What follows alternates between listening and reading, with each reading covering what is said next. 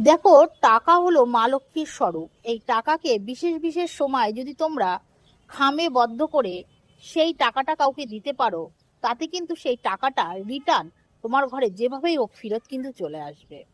আমরা অনেক সময় ধরুন কোনো পুরোহিতকে তার দক্ষিণা দেওয়ার সময় খালি টাকাটা কিন্তু আমরা তার হাতে দিয়ে দিই বা পাশে রেখে দিই। এই ধরনের কাজ কিন্তু করবেন না। পুরোহিতকে দক্ষিণা দেওয়ার সময় অবশ্যই খামের মধ্যে বদ্ধ করে সে টাকাটা দেবেন। আবার যদি কোনো শিক্ষক বা সম্মানিত ব্যক্তিকে আমাদের কোনো টাকা পয়সা দিতে হয়, তখন কিন্তু খামে বদ্ধ করেই কিন্তু দেওয়া উচিত। এটা অনেকেই করে, অনেকেই জানে। কেন কিসের জন্য দেওয়া হয় সেইটা হয়তো তারা জানে না।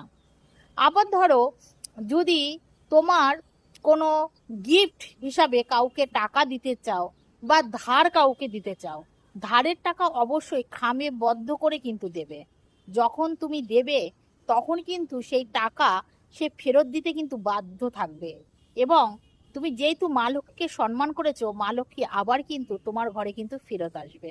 তাই জন্য মানে বিশেষ করে চেষ্টা করবে, যখনই কাউকে টাকা ধার বলো বা কাউকে টাকা দিচ্ছ ধর্মীয় স্থানে, সেই সব জায়গায় টাকাটা খামে বদ্ধ করেই দেওয়ার চেষ্টা করবে।